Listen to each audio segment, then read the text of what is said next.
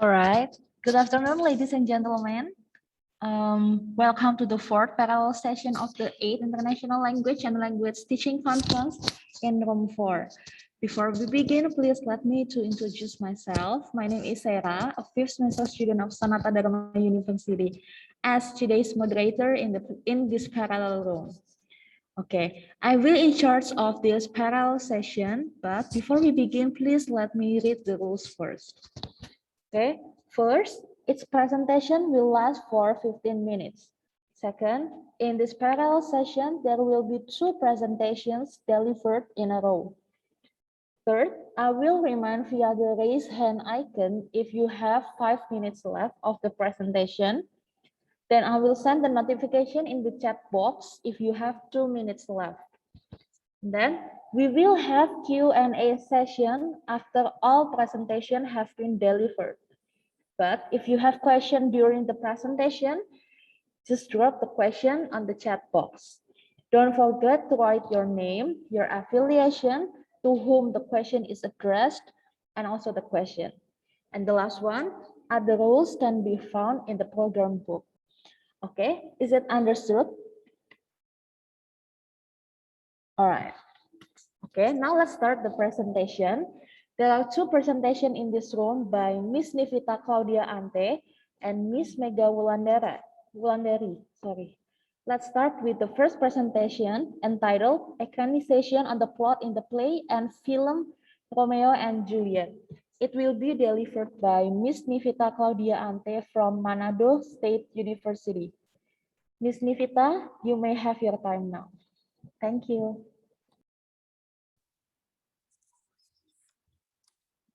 Good afternoon, ladies and gentlemen. I'm so glad to be here. And before I begin my presentation, let me introduce myself. My name is Nivita Ante. I'm from Manado, and currently I am a student in postgraduate program, Manado State University. And before I go any further, I want to inform you that the paper that I'm about to present is still an ongoing paper, meaning that this is still an unfinished project that I'm currently working on. And let me share my screen.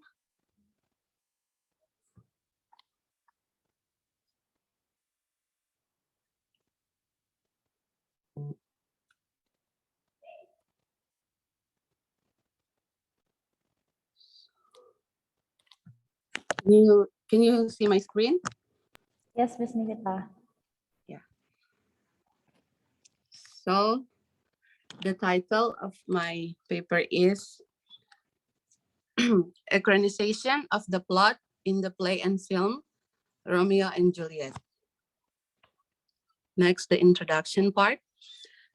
The intensive development of technology causes shifting interest of public in entertainment, from reading to watching, from books to cinema.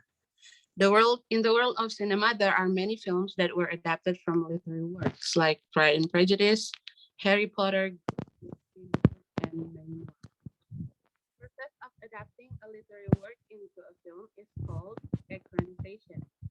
Equalization is the transfer of a literary work into the film form. Next, the background of the study. The equalization of a literary work into a film is often determined by the success of literary work itself. One of the most famous literary works is Romeo and Juliet, written by William Shakespeare. Due to its popularity, this play has been adapted many times in the film.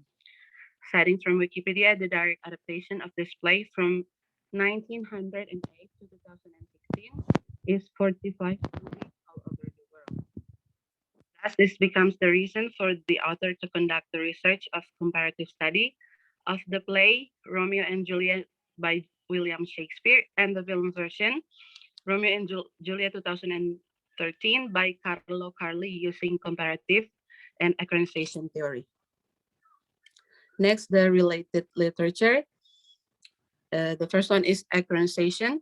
Equalization, according to Ernest NST 1991 was a wide screening. Equalization is a process or removal or appointment of a play or novel into a film. The transfer of the play or novel to the silver screen inevitably leads to the emergence of variety of changes. Therefore, equalization also be referred to as the process of change that can be shrinking, addition, and the changes of variety. And as 1991 also explained that the changes that occur in equalization are as follow: reduction, addition, and changes, varies, or modification. Next, intrinsic element of fictions. Intrinsic element are intrinsic elements are essential part of literary works that needs to be considered. Intrinsic elements analyze the literature according to the text in the literature. There are 6 intrinsic elements of fictions that participate and build a story, such as theme, plot, character and characterization, setting, point of view, style, and tone. And the next part, you all may be familiar with the story of Romeo and Juliet, but in this part, I'm gonna read a brief overview of the story. Many years ago in Verona, Italy, there lived 2 families who hated one another, the Montagues and Capulets. They had been carrying on a feud for as long as they could remember.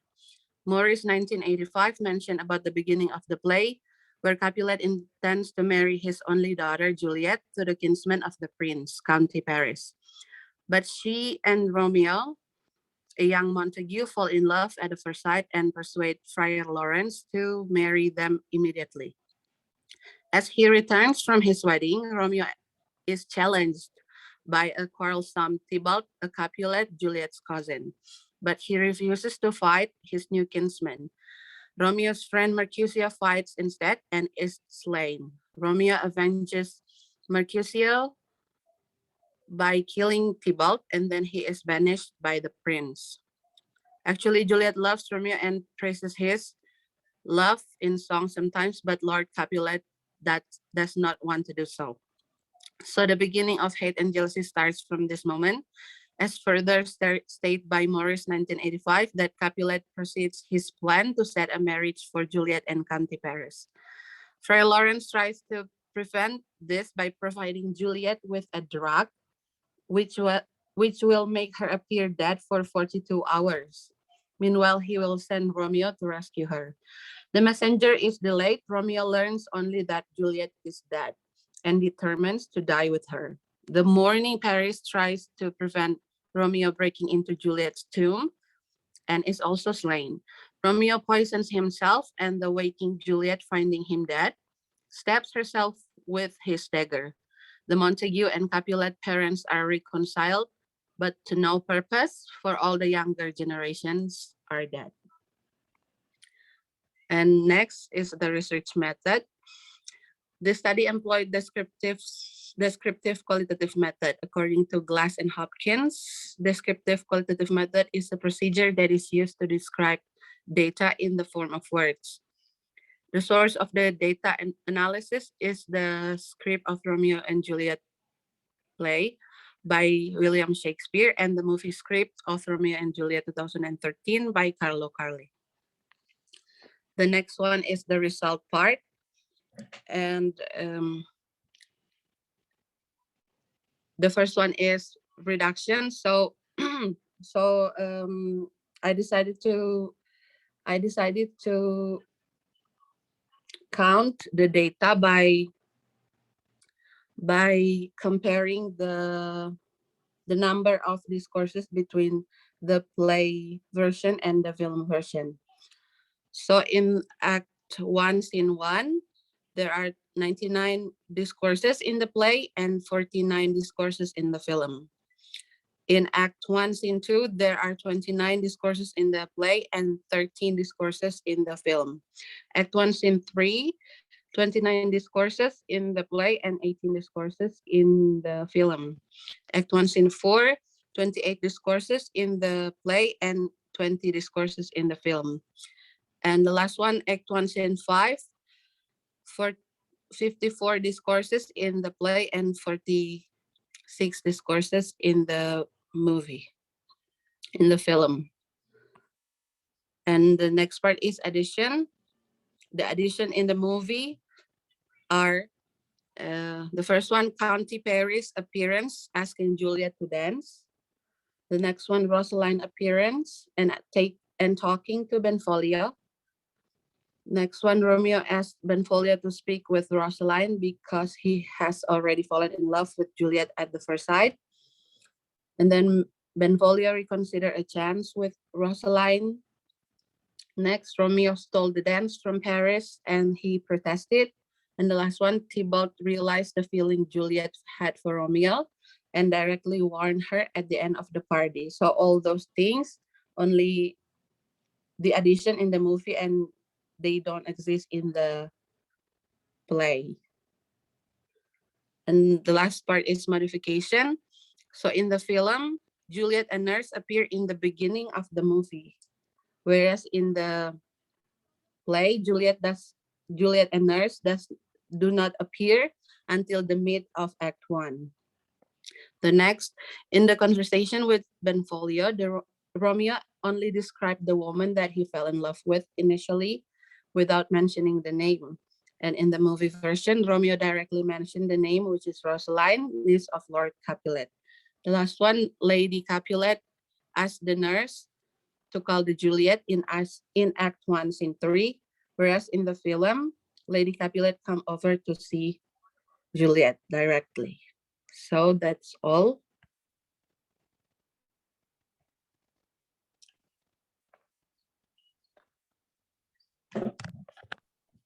Okay, thank you so much, Ms. Divita, for the very fulfilling presentation about the Romeo and Juliet. Okay, now we are going to move to the second presentation entitled Investigating Students' Online Learning Experience Using a Revised Community of Inquiry Framework in an EFL Writing Course. It will be delivered by Ms. Mega Wulandari from Sanata Dharma University. Ms. Mega, you may have your time now. Thank you. Okay, thank you very much, Sarah. Okay, can everybody hear my voice clearly? Yes. Yes. Okay. All right, great. So I would like to share screen, yeah? Oh. Okay. Okay, so good afternoon, everyone. It's a pleasure to meet all of you here. Thank you so much for attending my session. My name is Mega Wulandari from Sanata Dharma University, and today I'd like to share a part of my study entitled Investigating Students' Online Learning Experience Using Community of Inquiry Framework in an EFL Writing course, okay? The reason why I say that it is a part of my study because actually this study is still ongoing, and currently I'm working on analyzing the data. So I might not be able to share with you the finding yet, okay, especially in the form of data, but I will share some ideas of implementing community of inquiry model in online learning so that you can have something to take home after attending my session. Okay, so first of all, let us start with a question, okay? What are the common challenges you experience when you have online learning? So you might type your answer in the chat box. I would love to read it. Okay. Just a short one is enough. What are the common challenges? Okay, the internet connection, okay. Unsupported environment, okay. Learning motivation, okay. Very interesting answer, yeah. Okay, I'm interested with the unsupported environment, yeah, unsupportive environment. Yeah, we know that this is not an easy time for all of us to adjust with the changes that happens in Flash, yeah. Okay, internet connection is the most problematic one, yeah. Okay, despite the challenges that we encounter, we need to adapt with it in order to survive in this constantly changing world. Yeah. So there is one quote that I like the most by Fred DeVito. It says that if it doesn't challenge you, it doesn't change you. Okay, so it's good that you have the challenge in the learning process, because I'm sure that after you can, cope with the challenge, you will be able to change. Okay, so one of the most common problems beside internet connection is actually sometimes students feel that online learning is like a lonely journey. Okay, they feel like they're alone in this process. Okay, when students have online learning, they imagine themselves working alone on their computers, individually working to master the course content. Okay, is that really what online learning is all about? So that's the question all of us need to reflect.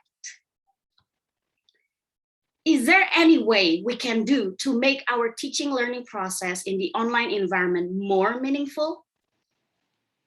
So I would like to introduce you with a concept called community of inquiry framework. Okay, as you can see in the graph, in the figure, the model has three parts, which are teaching presence, cognitive presence, and social presence. Okay, so I put some faces here. This is actually the researchers who developed this model, the community of inquiry model, okay, in early 2000s by three Canadian researchers. I put some photos here so that you know that they are real person. Yeah, we have Dr. Randy Garrison, Dr. Terry Anderson, and Dr. Walter Archer. Okay, so these researchers developed this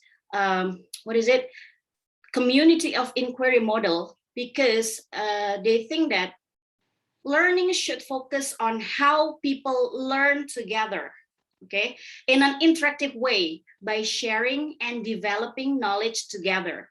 Okay, but yeah, as we have already discussed in the previous slide, sometimes students feel lonely, okay, in the online learning process. So we need to revise the way we teach online by looking at this framework. Yeah, as I have already mentioned, that community of inquiry consists of three important aspects: the teaching presence, the cognitive presence, and the social presence. Okay, and I would like to discuss it one by one. So teaching presence relates to the instructor's role in the course. This is what the teacher does when they plan what the students will learn, provide resources, and guide learning through activities and assignments that students do throughout the course. Clear instruction of the activities are highly required in an online learning. Okay, but the need is not stopped until we fulfill the teaching presence, right? We still need to fulfill cognitive presence and social presence. So now we discuss about cognitive presence. So in the cognitive presence, it's actually students actively engage with the learning materials. They need to think critically about concepts and making connection between ideas. So as a result, they will find it meaningful and can apply the concept in real life. Okay, and then the next one is the social presence. Okay, yeah, sometimes a teacher in this online learning era forget to provide the social environment in their learning. Yeah, I remember there is someone mentioned about unsupportive environment. Yeah, so in the social presence, being socially present means that students work with their classmates to create a community environment. They also need to communicate in a way that builds trust and work to build relationship with others in the course. Okay, and some ways to show social presence in a course include making sure that communication has a supportive and open tone and paying attention to interpersonal relationship. So even though they may not be in a physical classroom, they are not learning alone. Yeah. So that's why it's very important to have social presence in your learning. Okay. Cognitive and social presence also include sharing their ideas and knowledge with others and helping classmates explore their thinking by asking thoughtful questions. Okay, so pretty much it's like what we are doing now, attending conference and then talking about our ideas and then giving feedback, asking thoughtful questions. So yeah, we also can bring that to our class actually. Okay, next, the question is then how can we apply this concept in our online writing class? Okay, so here I would like to share an idea on how to maximize the function of teaching presence, cognitive presence, and also social presence with the help of learning technology. Okay, I'm sure that you are already familiar with the logos of the learning applications here. The first one is the Google Classroom, okay, or any LMS you have, okay, to give the teaching presence in the learning process. And then the second one is Jamboard, okay, and the third one is Google Scholar. And then the fourth one is Google Form, and this one is Zoom. And we have also Google Docs and Grammarly, yeah? So how can we combine all of those technological platforms in our learning process? So there are some steps that students can go through in applying the community of inquiry. The first one is the brainstorming step. Okay, and you can do it by using Jamboard. And then after that, ask the students to choose a topic of their writing.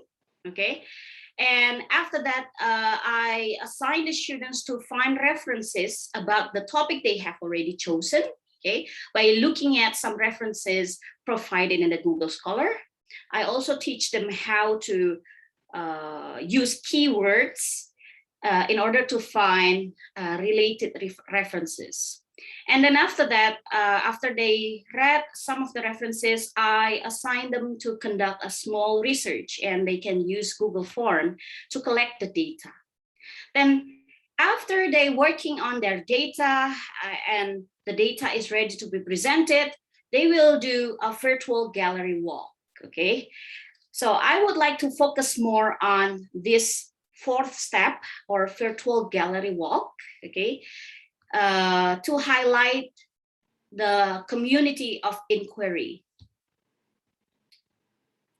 So in the offline learning setting, maybe you are already familiar with the concept of gallery walk, yeah, where the students present their ideas by mounting posters on the wall and interact with the audience, okay? The audience can move from one post to another post, and then after that, talking about the prompt on a certain poster, yeah? So when it comes to online learning, it's probably hard to make it into virtual, yeah? So we would like to make use of Zoom breakout room, okay? What is actually a virtual gallery walk? Virtual gallery walk allows students to interact with multiple prompts, okay? But in this case, I choose presentation in a way that generates idea for further discussion and learning. It works well in a review stage, yeah? If we go back to this writing steps, writing stages, okay, this probably is the review stage, yeah, after they have already produced the first draft, and then they will do a virtual gallery walk or the review stage. So it engages students' knowledge and also generate initial reaction to the text from the audience. So they will present the result of their research in a presentation, okay, where audience can see and also comment on it, okay? And the gallery walk will be done in a live synchronous learning experience, or we would like to make use of Zoom breakout room. Okay, so this is how it is going to be conducted. The first is the preparation stage. Place the students into several groups. Okay, so this one is before class. It's conducted before class. Yeah. Place the students into several groups, for example, 10 groups, and ask them to choose a topic of their research. And then the virtual gallery walk will be done in 2 rounds, okay? In 2 rounds, because the students will be the presenters and the audience in turns, okay? In round 1 or day 1, 5 groups will be presenters and the other 5 groups will be the audience. And in round 2, it's going to be conducted the other way around, okay? Those who become the audience in the first day will be the presenters on the next day, okay? And those who become presenters will be the audience for the upcoming meeting, okay? And then before synchronous video class starts, create breakout room groups and name them based on the topics that are going to be presented. And set into let participants choose room so that participants can move from one breakout room to another breakout room freely. And then during class, introduce the virtual gallery walk. What is actually the virtual gallery walk? Okay, the teacher needs to explain its purpose and the topics being presented. And then explain to students that they will choose the breakout room based on the topic that interests them. Okay, so by doing this, we actually give them freedom, okay, to choose what topic they are very interested in. And then in breakout rooms, they need to listen to the presentation and discuss the topics. They also need to be encouraged to provide feedback or ask questions for the presenters, okay? And during the breakout sessions, students can visit various groups, okay? So if they have already done with one group, and then they can move to another breakout room, okay? And then when the students return to the final whole group, the teacher can share general feedback with the class for discussion. Presenters can summarize or synthesize ideas that they have gathered from the breakout sessions. Students can also revise their research report, yeah, because we go back to this step, the writing step. So the final step is actually submitting the research report here. So it's going to be in the form of a written research report. So after gathering some feedbacks, in the virtual gallery walk, they will revise their draft and then will submit the final draft.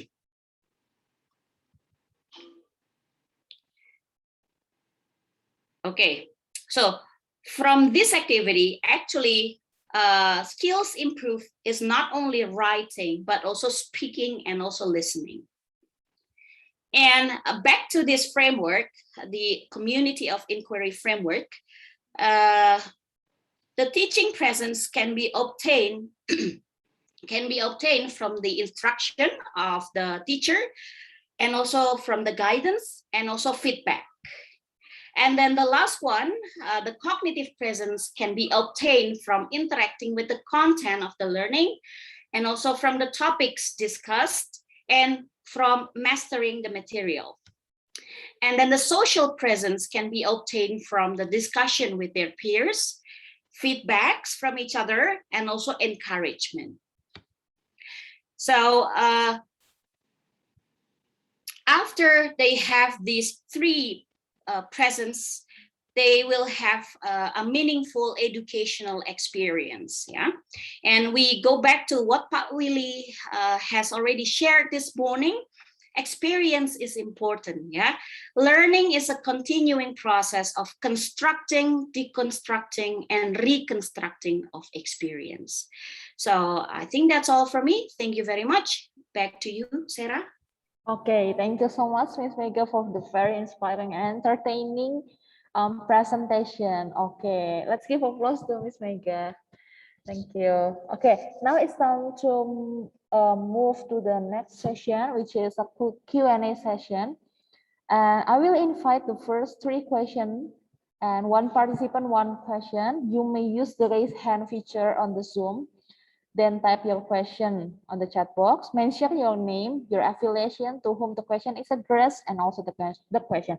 All right, we have already got the question. Okay, I will give the first question to Miss Rina first. Miss Rina, time is yours. Thank you, Seraphim. Before I ask my question, I would like to apologize because I attended this session late because I was here and there looking for Miss Mega's room. Previously, it was in room 5, but it turns out to be moved to room 4. Okay, so yeah, I was a bit late, but thank God I could still catch up with Miss Mega's presentation. So my question goes to Miss Mega. Hello, Miss. Thank you so much for sharing your classroom practices. I just want to know what are the challenges that you dealt with when conducting this activity, and then what did you do with that to cope with the challenges? Thank you. Okay. Can I answer it directly or? Yes, sure, Miss. Oh, okay. All right. So thank you, Miss Rina, for attending my presentation. Okay. The challenges that I dealt with is, I think it's already mentioned previously in the beginning of my presentation, is the internet connection. So sometimes students are kicked out from Zoom, and then they need to go back to the the breakout room that they have already chosen, and then they might miss the information that is being presented on that room. So yeah, and I think I cannot do anything with the internet connection. Yeah, so it is out of my control. Okay, but then students usually will try to catch up by asking questions of something that they have already missed. Okay, that's it, Miss Rina. Okay. Oh, I see. What about the dynamics involved in the gallery walk? Like maybe is there any chaos? Well, maybe too many students are gathered in that breakout room and then the other breakout room didn't get any participants. Yeah, did that happen sometimes? Oh yeah, that happens too. That happened, and usually for the room that has got no participant yet, I attended that room and then I asked question and then making sure that they are ready, and then they say that it's okay, Miss. We don't have any participant yet, but we can practice. Okay. And then they said that we can practice it again and then see if if all of the members can share their ideas well, and is there something that they can add from each of the members. And then usually the rooms which is loaded by a lot of participants is the room that has a very good topic, because I will put a name on the breakout room. We can rename the breakout room with the topic that is going to be presented in that room. And then people can see actually how many people are in the breakout room. Okay, so they can actually control whether they want to be loaded with a lot of people or move to a different room which doesn't have participant yet, so they can have a private discussion with the presenter. Okay, thank you, Miss. You're welcome. Okay, thank you, Miss Rina, for the question, and also thank you, Miss Mega, for the answer. Okay, let's move to maybe the second question from Renanda Putra. Okay, time is yours. So I have a question for you, Miss. Yeah, So sure. like you said that students and teachers need to build trust, right? Now, my question is like, how can they build trust in the online teaching? Because of course we don't meet each other like offline, like head eye to eye, right? And that's kind of like difficult to build trust. We don't know each other very well. Well, for most students that already attended offline learning in, like, for example, batch 2019, 2018, we already know some of the friends, right? And we have a little bit of trust with them. But for those who, for example, batch 2020 and up, like, they meet in online teaching, and that's kind of hard to build trust. I think that's my question. Okay. So building trust can be started when you have a discussion in a small group. Okay, so you can form a smaller group, like in a WhatsApp group, and then throughout the process, you discuss the topic of that you are going to present later. Okay, and then after that, you in the forum, in a bigger forum like Zoom meeting or breakout room, you can also give encouragement to each other. Okay, you appreciate what others have already done. Okay, and that can build the sense of, oh yeah, I belong to this community. I belong to this learning community. Okay, and I know that if I perform well, and then someone else will appreciate that. Okay, and we can learn from each other. Yeah, I think that's all, Michael. Okay, yeah, I think I agree with you, Miss, and thank you for the answer. Yeah, thank you, Michael, for the Okay. question. Thank you, Michael and Miss Michael, for answering the question. And then, okay, we have the third question for Miss Vina Kanasya. The time is yours. Okay, hi. I actually would like to ask to Miss Mega, but I also that answer sparks discussion because I experienced that one too, about building trust with one another. And me, myself, I have that kind of experience now because I'm attending a graduate program, and then I haven't even met most of them. But one thing that make me trust my friends is that we have the same goal. We are united with one goal to achieve, and that makes us trust each other. That like slowly build the trust one another. I think I would like to add that. And what I want to ask Miss Mega is, what is missing, Miss, from the offline and then the online gallery walk? But also, do you find something new that might not happen in the offline gallery walk, and then it happened now in online gallery walk using Zoom? I think that's my question. Okay, Fina, thank you for helping me answer Michael's question. And also thank you for the question, yeah? What's missing from the process, yeah? Is there any differences between online and offline gallery walk? Okay, so I guess, I think it's related with Burina's question, okay, the challenge that we have in the online platform or online gallery walk is that sometimes students, sometimes presenters need to repeat the presentation in the middle of their presentation, okay, before they finish the previous presentation, because somebody entered the breakout room, okay? And then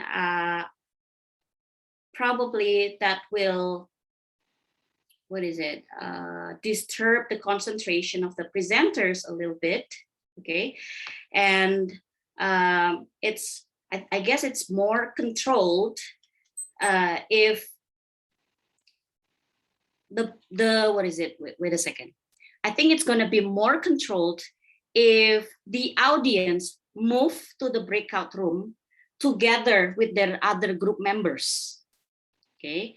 So it's not one by one moving here and there, but they should move together with the other group member.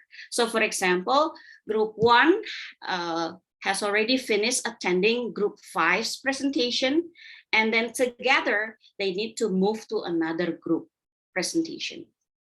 and it's going to be more controlled.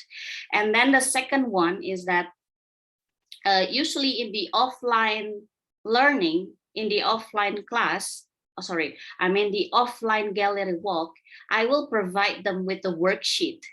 So they will bring the worksheet from one gallery walk to other gallery walk. And then after that, they will, like make a kind of summary of the presentation. Okay. And then after that, when they have already gathered all of the presentations in their worksheet, and then they discuss it together with their with the other members. Okay, they can also do it online.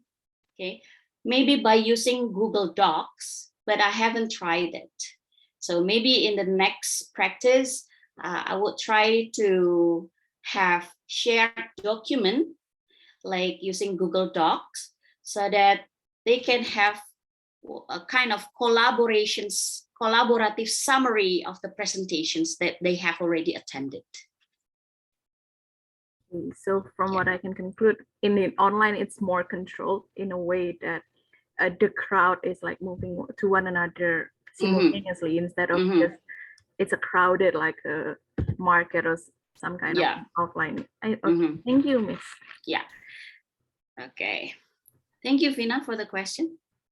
All right. Thank you so much, Ms. Vina and Ms. Mego, for the question and answer session. And I think that's the end of our question and answer session because we have already running out of time. And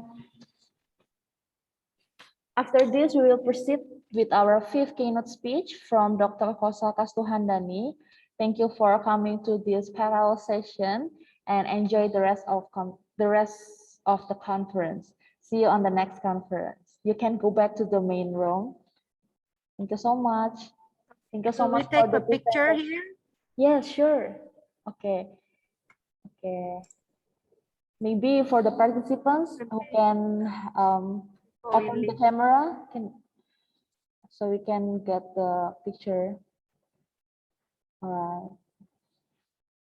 Okay. Okay. Maybe we're still waiting for the other participant. Okay. All right. Okay, it's okay. We are going to start the taking a picture. One. Okay. 1, 2, 3. Is it done? Okay. Once again. 1, 2, 3. All right. Thank you, all the participants and the presenters. See you on the next conference. You can go back to the main room. Thank you, everyone. Thank you and see Thank you. Go back to the main room, yeah. Okay.